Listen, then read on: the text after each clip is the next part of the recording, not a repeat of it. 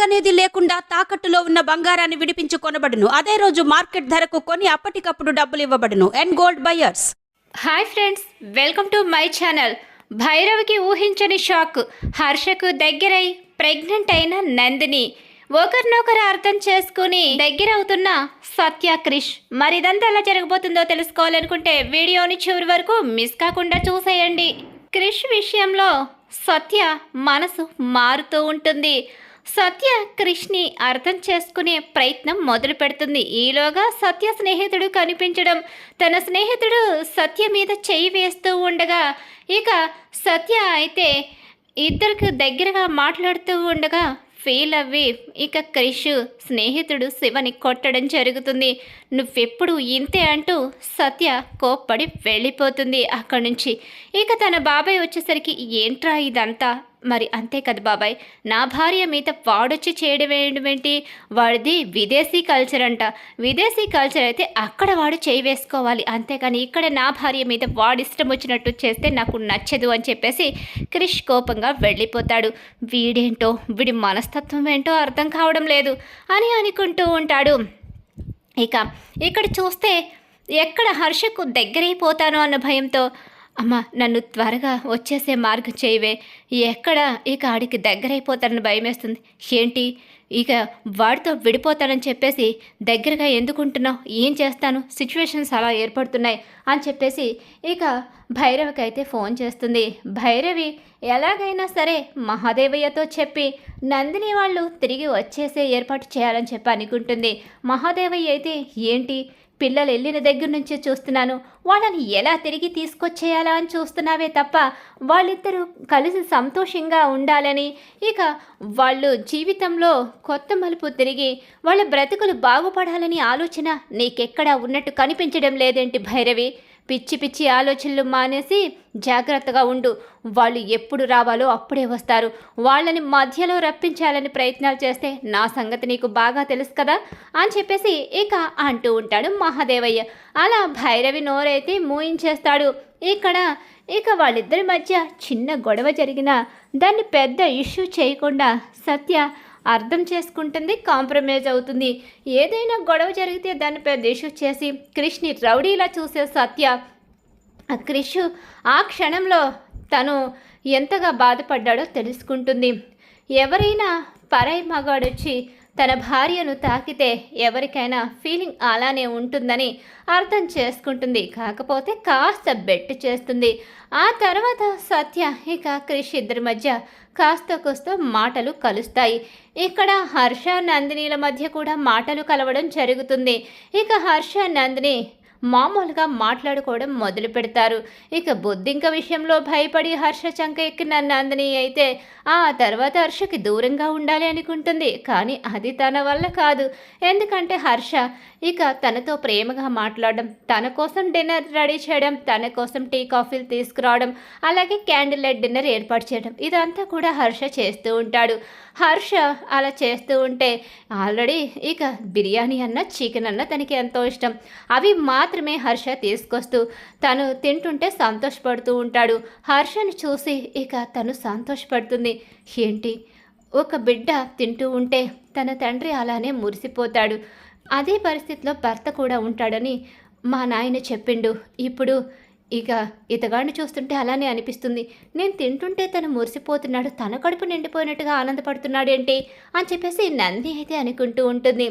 ఇక అలా నందిని మనసు కాస్త కోస్త మారడం మొదలవుతుంది.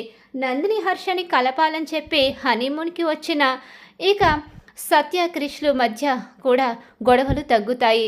నందిని మనసు మారిన తర్వాత భార్యాభర్తల బంధం గురించి, ప్రేమ గురించి, తన అన్నయ్య మనసు గొప్పతనం గురించి ఇక సత్య చెప్తుంది. అది నీకు కూడా వర్తింతుంది కదా, మరి నువ్వు మా అన్నయ్య విషయంలో ఎందుకలా ప్రవర్తించావు? అది త్వరలోనే నువ్వు చూస్తావు, అన్నీ చక్కబడతాయి. కానీ నా అన్నయ్య అమాయకుడు, నా కోసం నిన్ను పెళ్లి చేసుకున్నాడు, నువ్వు కూడా అంతే, మా కోసం ఆ పెళ్ళికి ఒప్పుకున్నావు. అలా అని నిన్ను కూడా నేను తప్పు పట్టను, కానీ బంధాన్ని విడదీసుకోవద్దు.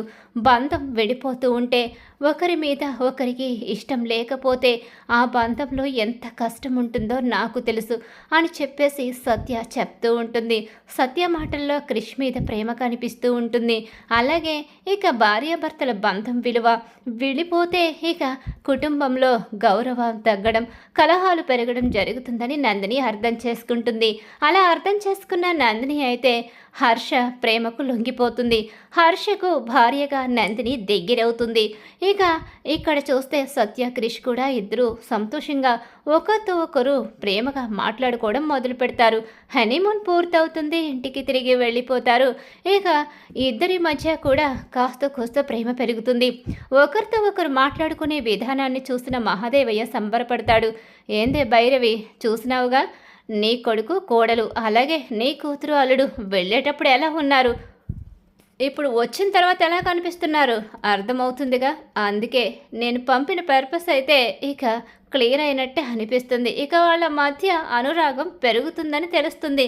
ఏంది ఈ నందిని కూడా ఇలా ప్రవర్తిస్తుంది, నందినికి ఏమయ్యింది, ఎప్పుడు విడిపోతాను లేకపోతే అక్కడి నుంచి ఆ పిల్లగాడిని తీసుకొచ్చేయాలనుకున్న నందిని ఇప్పుడు వాడి వెంటే పడి ఉంటుందేంటని చెప్పేసి భైరవ్ అనుకుంటూ, ఏందే ఏమైందే నీకు, ఎందుకు వాడి వెంటే పడుతున్నావు, వాడు వద్దన్నావు కదా.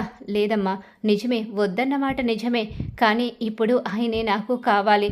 భార్యాభర్తల బంధం గురించి తెలుసుకున్నాను. ఇక హర్ష నన్ను ఎంతగా ఇష్టపడుతున్నాడో తెలుసుకున్నాను. ఇష్టం లేకుండా తాళి కట్టినా కూడా నేను చేసే ప్రతి తప్పుని క్షమిస్తూ వచ్చి తను నన్ను ఇష్టపడడం మొదలుపెట్టాడు. ఇక అంతకన్నా గొప్పగా ఎవరు ప్రేమిస్తారు? ఇల్లరికందే ఉంది, అక్కడ కూడా వాళ్ళు నన్ను బాగానే చూసుకుంటారు. ఇక అత్తయ్య ఉందంటే నేను అడిగిందే చేసి పెడుతుంది, ఆవిడకి ఇష్టం ఉన్నా లేకపోయినా. అంతకన్నా ప్రేమగా చూసుకునే అత్తగారు అత్తిల్లు ఎవరికి దొరుకుతుంది? డబ్బుదేముంది, నాకు డబ్బు ఉంది. బాబు నాకు ఎంత కావాలంటే అంతిస్తాడు. నాకు డబ్బు విషయంలో ఎలాంటి లోటు లేదు. ప్రేమను అందించి కుటుంబం కూడా దొరికింది కాబట్టి ఇక కాపురాన్ని పాడు చేసుకోకూడదని నిర్ణయించుకున్నానని చెప్పేసి ఇక నందిని చెప్తుంది. నందిని మాటలకు భైరవ్కి ఒక్కసారే కళ్ళు బయర్లు కమ్ముతాయి. పెద్ద షాక్ అయితే ఎదురవుతుంది. ఇలా రోజులు గడుస్తూ ఉండగానే నందిని ఇక ప్రెగ్నెంట్ కూడా అవుతుంది. నందిని ప్రెగ్నెంట్ అని తెలుసుకుని భైరవ్కి పెద్ద షాక్ అయితే ఎదురవుతుంది.